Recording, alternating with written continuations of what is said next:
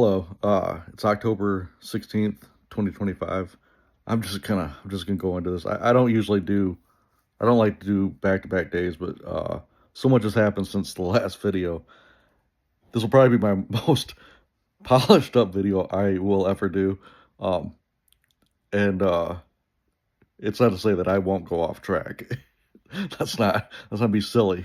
But man, since the other day, so much has happened. So many revelations. Um, I don't know if revelation is the right word. Just so much. It just so much has happened. And so I had mentioned the other day when I went to my dad's resting place that I hadn't been all year, and I didn't really know why, what the reasoning was behind it. Um, I just I needed to go. Now I will share that the last man, really, since we got the puppy, um just things have been really they they'll be good and then they're bad. And and I was kind of I don't want to say going backwards. I don't want to say that because I was very conscious of what I was going through. I was just trying to unpack. Even thought about reaching back out to my therapist. Not that there's anything wrong with that. I just I was really wanting to fight through this, and and just see. But I've been very aware. I've been very aware. So I'm gonna start out with I'm gonna start with this. I've been on a Zach Bryan kick. Oh my goodness, this his storytelling is just amazing. It's beautiful, and so I heard the song today. I've been going through everything, and so uh, so I heard the song today, and I'm just gonna share a couple of the lyrics. My vices ain't to replace a loving home. You can't expect a harvest where the fields have grown. You can choose to change the chains that chain you down when you was just a child. And forgiveness ain't an easy road to go, but I know that it's a road worth heading down. So at the just after my dad passed away, um, I had recognized I had enough working cells upstairs that I knew I was shattered. I knew I was broken. And my prayer was God would put me back together as a softer person. And if the Facebook Live videos are still a thing or whatever, I did some then just because I was trying to respond to a lot of people quickly, and then just retreat back in, well, this chair next to me, um, and where I normally sit. But it's a beautiful day outside, and I wanted to look outside. So uh, so I recognized that I was just shattered. I also recognized that there was things about me that I didn't think I was a bad person, but there was things that I knew were a flaw. They were not Christ-like. They were not beneficial to a loving person. Again, I didn't say it was bad. I know that there was things I was doing that were really just callousing me up. Uh, you can't expect a harvest where the fields have grown. I was only gonna peak. I was only gonna reach where I was at because I was just really hard. And I think I made mention of something that happened at church a couple weeks ago, but it was this class that we were doing, and I had said there was a question about is keeping people at arm's length. I don't remember the exact question, but is it advisable? And I said, if you had asked me this question 2 years ago, which was just prior to my dad passing, you could go back to the day before my dad passed. You could go back to the day. You get what I'm saying. Squirrel. Um, so, uh, You could ask me this question, and I would have died on this sword. Yes, keeping people at arm's length is advisable. Sure, have some people that are in your circle that you trust, whatever. But and I still stand by that. There's a difference. Okay, so but yes, just basically keeping people away. And I would have died on that sword. I was telling everyone that this is the way to be, and uh, I was sold on it. It worked for me. It was fine, and hardened the parts of me that it's cool. It's all good. Fast forward, my dad passed away, and my prayer and my goal was to be a softer person, a more caring person. I just wanted to be better than I was. I'm always trying to be better than I was, but realistically speaking, because of stuff I had implemented in my life for so many years of my life. I mean, a teenager, young teenager, 12, 13, yeah, 14, whatever. You get the idea. Um, for so long, I have been just uh, feeding this part of me that um, I was pretty happy with, and I was like, yeah, I could shut people out. I could, whatever. Just who it was, who I was, who I was, and it's not beneficial in trying to share the love of God. It's simply not. And so I'm kind of getting off track now. Polish it up. Okay. So I talked to myself. Um, so so Monday, uh, I went to the my dad's resting place, and I did a video. I did the video there, and shared it that day. And I'd been having a hard time. So maybe that was why I went. I don't know. Um, and my mom, my mom sees the video. She's talking to me about it on Tuesday, and the sadness, the joy. It's like a mixed emotion thing for her. And so we talked about it. So we're talking about the video, and she reminds me of something I had forgotten about, and that brain thing, right? And and that was that picture that I had mentioned, um, that my mom had sent me, was basically a year prior. And my mom said, he looks so good. And we were talking about that. And she said, the nice thing is that he didn't suffer. He went quick. And uh, so like I said, if you watch the video, you understand. So uh, he went quick, and he didn't have to suffer. And with his disease he had, we knew we were preparing ourselves for um, what we knew could happen, and it was our prayer that my dad would never suffer. About a month or two, a couple months prior, um, about a month, I don't remember now exactly, but I had told my wife, I said, I don't I don't think my dad's gonna be here much longer. Was not a premonition. It wasn't anything other than I just had this. I'd been spending a lot of time with my dad. Oh, so it was. It was during um, the strike, and I was spending a lot of time with my dad, and I just there were some things I was noticing, just how he was, how he'd grab his head, he'd say something's wrong with my head, and you know who we are. Well, yeah, Dad, there is something wrong, and you passed it on to me, and you're welcome for watching. Um, so it's who we are. We like to laugh and be silly. A lot of times at my expense. I make it easy. And squirrel. So my dad didn't suffer, but I had forgotten that I had told my wife that I had I just felt like we probably don't have much longer with my dad. And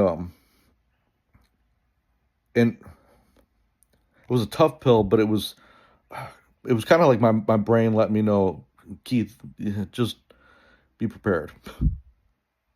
which is scary to think because last year was pretty rough. So I don't really know. I don't know if that was my brain helping me out or not. I don't know. But so anyways, I'd forgotten about this.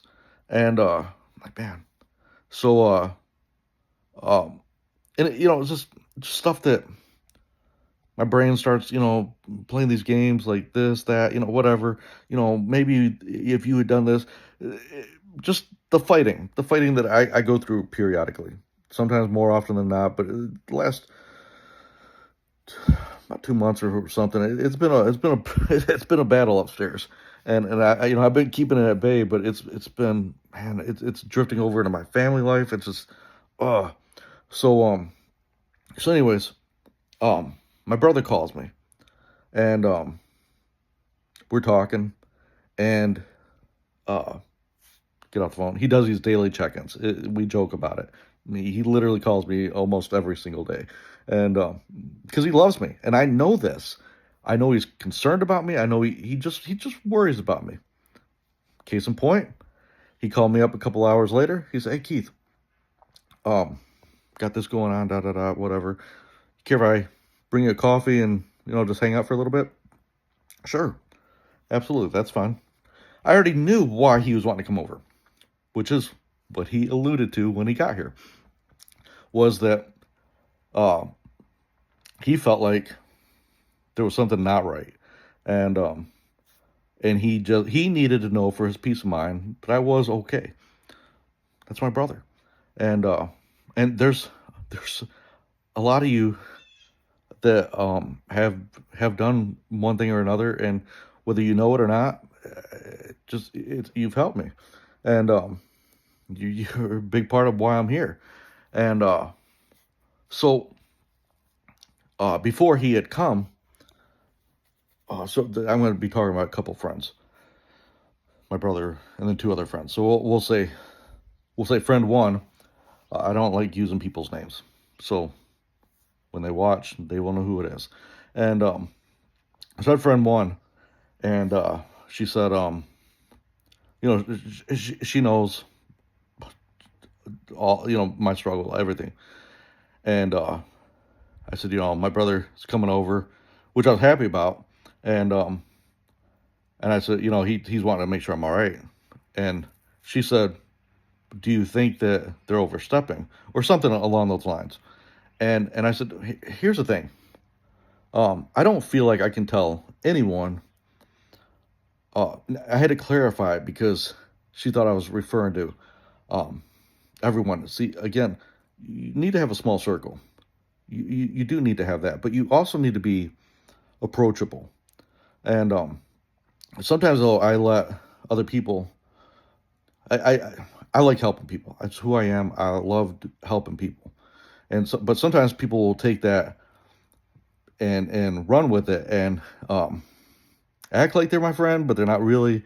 I had someone contact me, wanted to borrow something, and so I let them borrow it, and they said, "Oh, I really should have been checking in on you more. Hope you're all right. Whatever."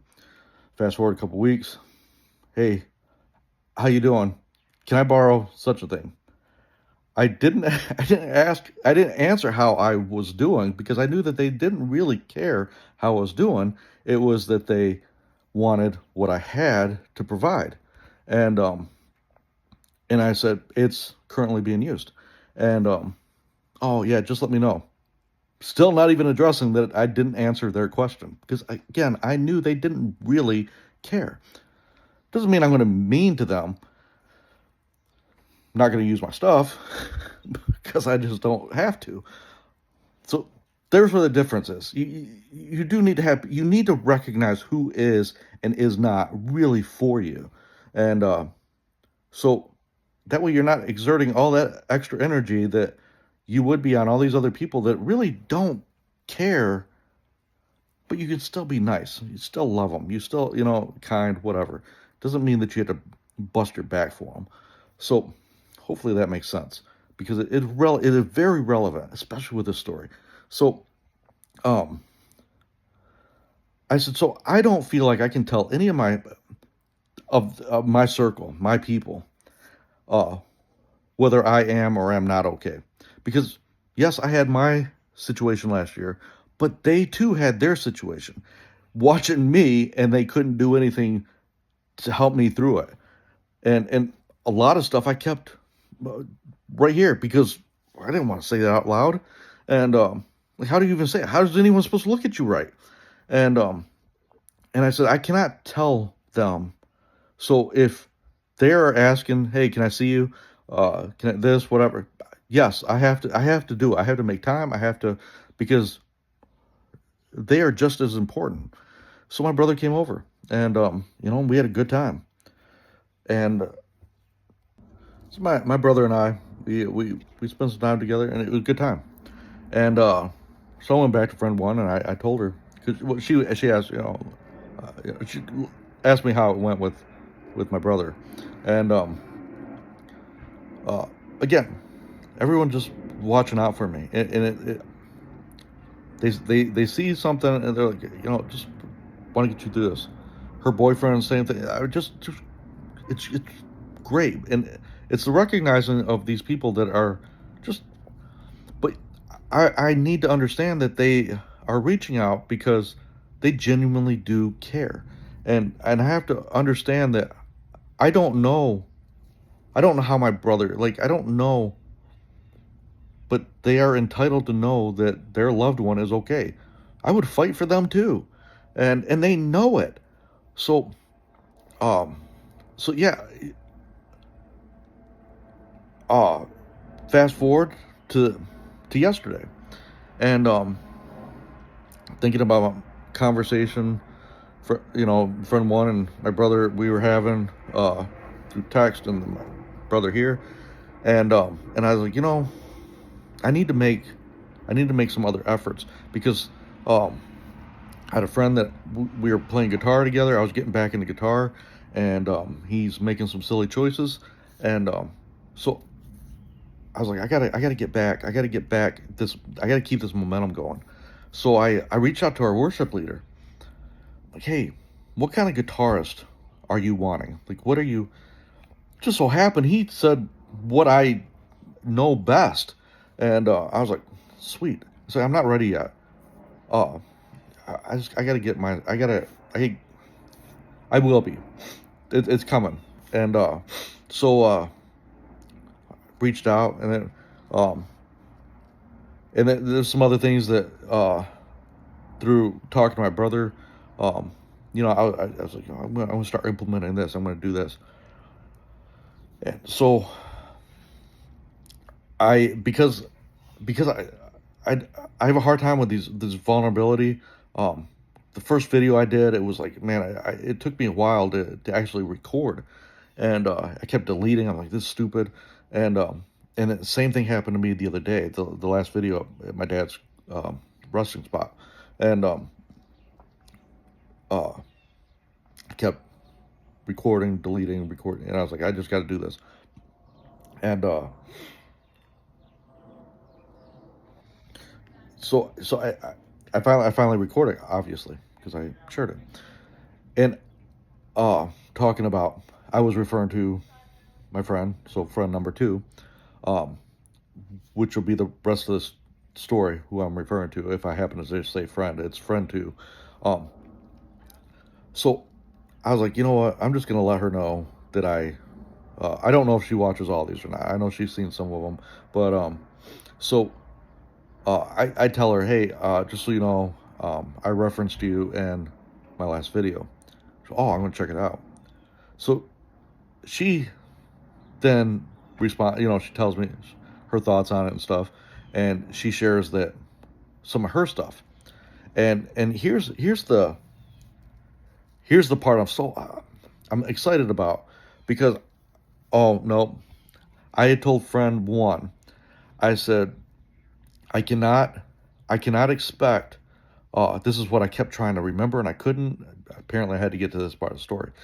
I had told friend one, I said I can't expect all of you guys to understand my head. There's not a way for me to articulate. There's not a way for me to make it make sense. You either know or you don't know, and and it's really, I'm really glad that my circle, friend two's in my circle now. Um, she's been getting there, but really, yeah, I've enjoyed our conversations a lot. So, uh, so, um, I told friend one, I cannot expect or for anyone to understand. So, and that's the hardest part is that I feel like sometimes people think that I'm milking this. I'm writing out the passing of my dad, that I'm this or I'm that. And I know that you guys aren't. I know it, but it doesn't stop me from thinking that you guys are thinking that. And and it's just hard. So sometimes, and it's why I've not really talked a lot about the struggles I've been dealing with the last 2 months, and because I just don't. I don't feel like I should. I feel like I need to be tougher, and so. But again, I can't expect you guys to understand. I can't expect if you don't understand. You don't. I can't. Anyways, so friend two tells me that she too has a traumatic situation, and I'm not gonna share it because it's not mine to share. But she had a pretty traumatic situation, and my brain, I'll never forget it. At work, and I get a message pop up, and I was like, "Oh, I'm gonna read," and I had my music playing. And a lot of times I can stay focused and read. I can listen and still read. I get to the main like the build up, and I'm like, I had to stop my music. I like I just regathered. I started rereading. I read back from the start. I was like, I got to take this all in. I didn't expect this, and so nothing happened to her. She's fine, and so um so I reread it, and I get to the boom, uh, the issue, the traumatic situation, and my brain starts getting flooded with stuff that I could only envision that she was going through, things that she was thinking, and we didn't talk about all that, but I know that she knows that I understand, just like I know that she understands mine. Doesn't have to know what it was, just I can envision. It was the first time that I was able to actually like uh it's the first time that I have been able to talk to someone that can understand how this is working or not working, however you want to look at it. And oh man, it was I told her, I said, I'm so sorry. One part of me is I'm sorry you had to go through this. But the other part of me is, and knowing that she's fine, as she knows that I'm doing fine. I said, I know how my situation happened and what it's done to me and uh, the battles I've had, the thoughts I've had, just the battles. We'll leave it at that. Um, and I know how hard they've been.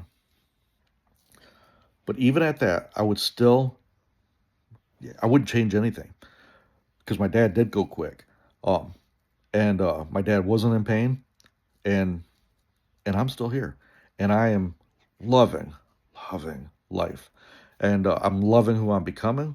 I'm loving the changes that have happened, and because of this vulnerability that I have chosen to share, I now have someone that has been becoming a friend of ours, and is now someone that I know without a doubt she can understand the battles, the struggles, just like she knows that I can understand hers. And and I told her that I know that she wouldn't change a thing because it's made her who she is today. And I know that she loves who she's becoming. And just our conversation yesterday, I was like, oh my goodness. And it just felt so good to be able to connect with someone.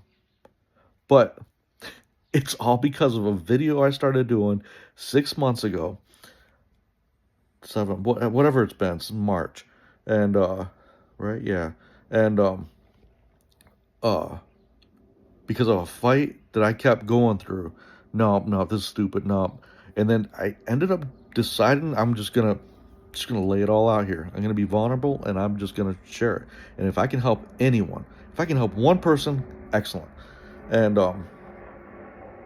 fast forward, I now have someone in my life that understands, and it's someone, hey, it's we I know her enough to know we can joke about it, and and we're gonna help each other. We're gonna help each other through our situations, and I just think it's I just love I just love the life I'm getting to live so much, and I was excited to do this video because I think it's the first most uplifting video I've done, and it feels really good. It feels so good, and it's all because